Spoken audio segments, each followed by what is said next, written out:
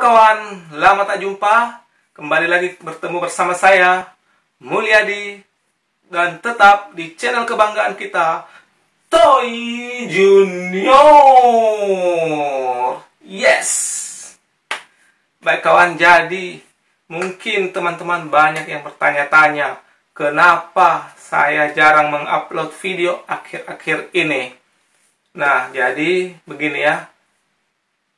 Saya baru sembuh dari sakit. Jadi, itulah alasan kenapa saya jarang mengupload video. Jadi, singkat cerita, beberapa bulan yang lalu, tepatnya kira-kira pertengahan bulan Mei. Pertengahan bulan Mei itu saya kena asam lambung. Nah, di situ saya butuh waktu sampai 2 bulan baru bisa sembuh ya. Jadi dari pertengahan bulan Mei sampai pertengahan bulan Juli baru saya bisa sembuh. Dan setelah itu 1 bulan kemudian pertengahan bulan Agustus saya kena sakit lagi, corona. Jadi betul-betul sial ya. Beberapa bulan itu sakit-sakit. Aduh, betul-betul.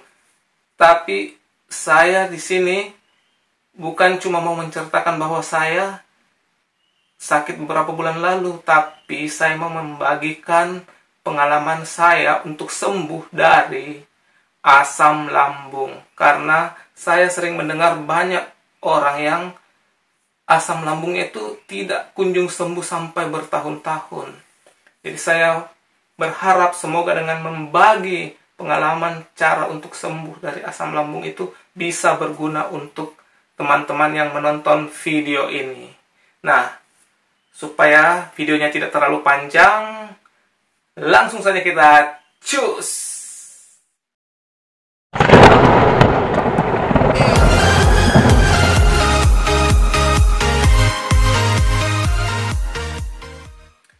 Baik kawan, jadi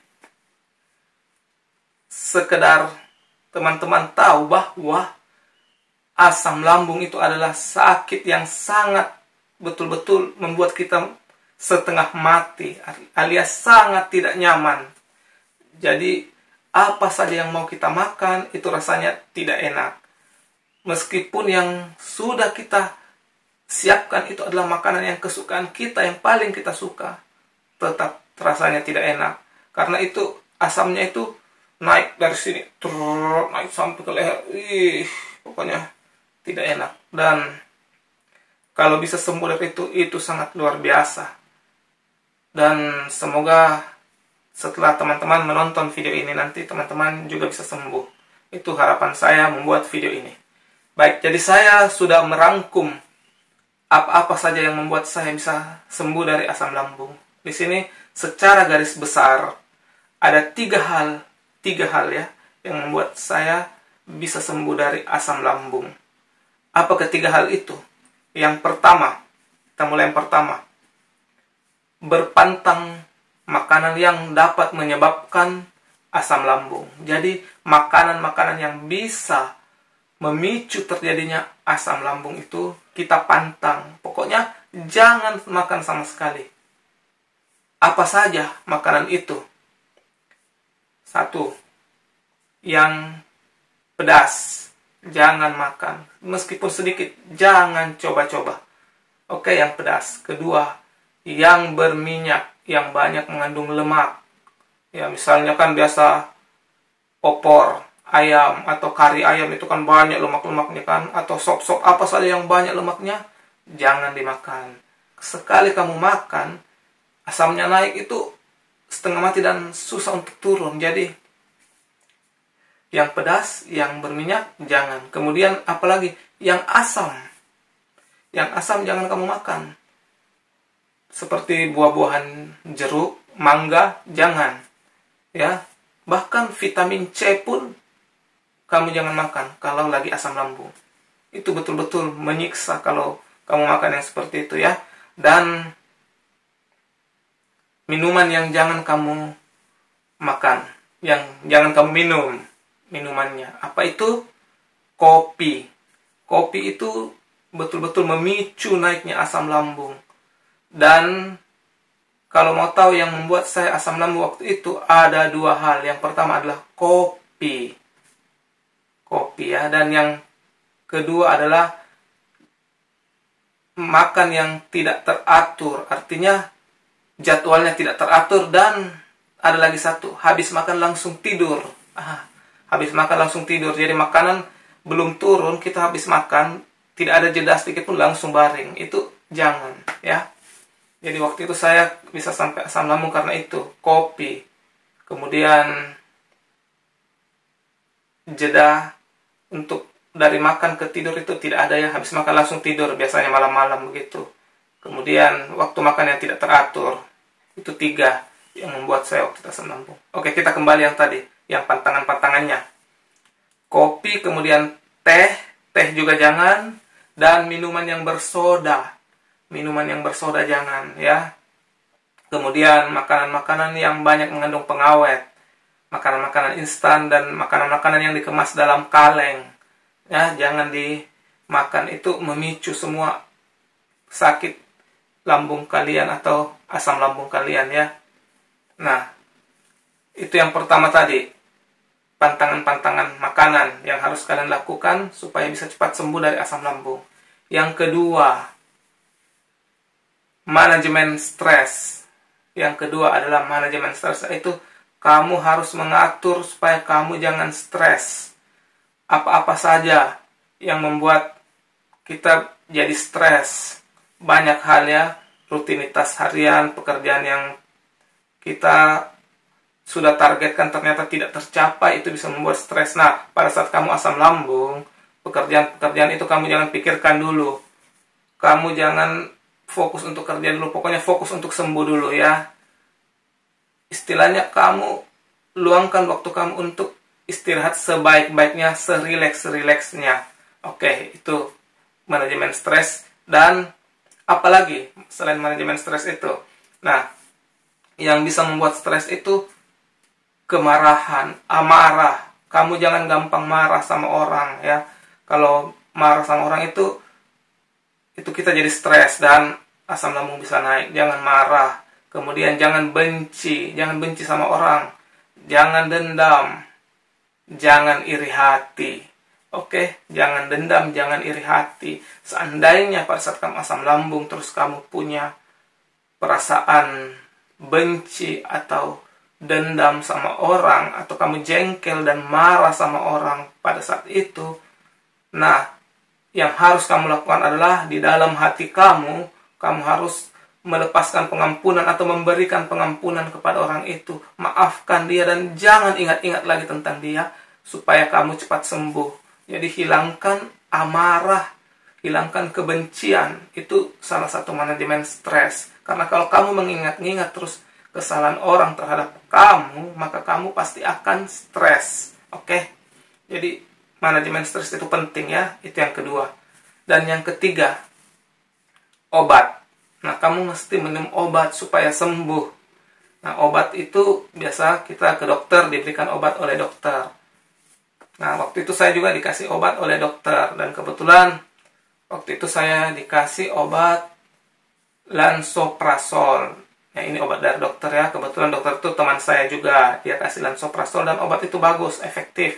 Tetapi saya yang kurang cocok, alergi terhadap obat itu. Jadi waktu saya minum baru 10 menit sudah hilang asam lambungnya, sudah terasa enak, tidak ada asam-asam lagi sampai di mulut. Tetapi masalahnya pas makan yang butir ketiga, makan yang ketiga kalinya itu, di situ terasa efek sampingnya, alergi. Jadi saya bengkak gusi saya waktu itu gara-gara obat itu ya. Dan mungkin reaksi ini tidak sama terhadap setiap orang. Jadi mungkin ada yang cocok. Jadi kalau kamu makan obat dokter kemudian cocok, ya teruskan sampai sembuh. Kalau saya waktu itu tidak cocok. Jadi saya bukan tidak cocok, cocok sih, sudah sembuh, sudah turun asamnya, tapi nah itu kan obat harus diminum terus sampai habis. Tapi alergi jadi bengkak, dan ketika berhenti minum asamnya naik lagi. Nah, supaya waktu itu saya pikir supaya bisa sembuh total, saya harus cari alternatif lain yang bukan obat dokter, yaitu herbal. Nah, jadi waktu itu saya konsumsi herbal, obat tradisional Chinese. Jadi obat Cina tradisional yang herbal ya. Itu saya konsumsi rutin. Dan asal Anda tahu juga bahwa obat herbal itu cara pengobatannya lebih lambat daripada obat yang diberikan oleh dokter. Karena dia kan herbal, jadi pengobatannya itu perlahan-lahan, sangat lama. Anda harus rutin konsumsi dengan disiplin. Dan satu juga, ketika Anda mengkonsumsi suatu obat, Anda harus konsumsi dengan yakin. Harus ada sugesti positif dari diri Anda kepada obat yang Anda minum supaya Anda cepat sembuh, ya. Jadi, waktu itu saya minum rutin. Dan saya yakin bahwa saya minum obat ini, saya harus sembuh. Karena kalau saya tidak yakin, saya harus minum obat apa lagi? Karena obat dokter membuat saya alergi, gitu kan. Jadi saya harus yakin bahwa herbal ini cocok. Dan ternyata memang cocok, saya sembuh. Dan obat itu ada beberapa macam, saya kombinasikan. Ada yang untuk mengobati asamnya, ada yang mengobati manya, ada yang mengobati gasnya. Jadi beberapa obat herbal itu saya kombinasikan, saya coba, dan akhirnya bisa sembuh. Jadi tidak langsung sembuh juga ya. Saya coba-coba dulu beberapa obat. Akhirnya saya dapat beberapa yang cocok dan saya padu-padankan dan cocok. Saya sembuh. Nah, di sini bagi teman-teman yang mau tahu obatnya apa, saya tidak beritahukan di sini. Tapi nanti teman-teman kalau mau tahu bisa follow Instagram saya ya. Follow Instagram saya di sini. Ini Instagram saya, tulisannya di sini. Nah, di situ teman-teman follow saya, kemudian DM saya, dan teman-teman beritahukan tentang keluhan asam lambungnya. Nanti saya kasih tahu obatnya apa yang sesuai, yang herbal itu tadi ya. Nah, kenapa teman-teman harus follow dulu Instagram dan DM saya? Karena begini, kalau teman-teman betul-betul sungguh-sungguh yakin bahwa obat herbal Chinese bisa menyembuhkan teman-teman, tentu teman-teman akan berusaha untuk melakukan pencarian terhadap kesembuhan itu. Dan kenapa harus follow dulu? Baru saya kasih tahu. Karena begini, kalau Anda tidak follow dan Anda DM saya bertanya, saya tidak akan balas. Kenapa? Karena begini, kalau Anda tidak ikhlas memfollow saya di Instagram itu, bagaimana mungkin Anda bisa sembuh? Iya kan? Seperti yang tadi saya katakan, manajemen stres. Anda tidak boleh benci, tidak boleh iri hati. Kalau Anda tidak ikhlas untuk memfollow saya di Instagram, berarti Anda belum siap untuk sembuh. Iya kan? Berarti Anda masih stres, Anda masih iri sama orang, Anda iri melihat follower orang bertambah gitu. Jadi saya sengaja memberikan syarat Anda follow Instagram saya, kemudian DM saya, supaya saya mau tahu Anda sudah punya rasa ikhlas tidak, sudah punya manajemen stres yang baik tidak untuk sembuh dari penyakit Anda. Kalau Anda memang sudah sanggup untuk punya manajemen stres yang baik, Anda pasti akan follow dengan ikhlas. Itu ya. Karena banyak orang biasa itu tidak ikhlas memfollow, tidak ikhlas mensubscribe, maunya ada embel-embel keuntungannya dulu baru follow atau mensubscribe ya. Jadi ini saya mau uji saja supaya kamu betul-betul punya rasa ikhlas, rasa iri hati yang sudah tidak ada. Jadi betul-betul plong hati kamu, itu gampang sembuh. Ya. Oke, jadi jangan lupa yang mau tahu obatnya, follow Instagram saya, DM saya, beritahukan keluhannya, kemudian nanti saya akan sampaikan ke teman-teman obatnya. Itu semua gratis, tidak ada dipungut biaya ya, tidak ada dipungut biaya. Jadi jangan kira saya suruh DM supaya nanti saya minta bayaran apa, tidak ada.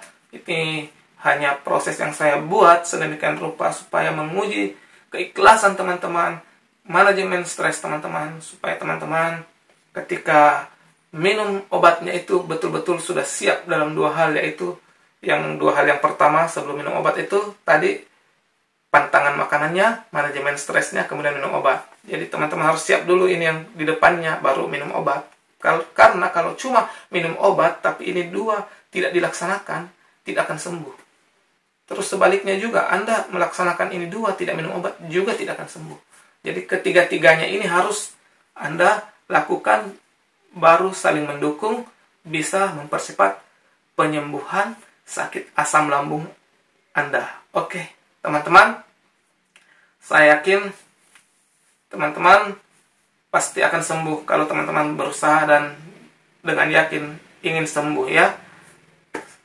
Semoga video ini bermanfaat bagi teman-teman semua.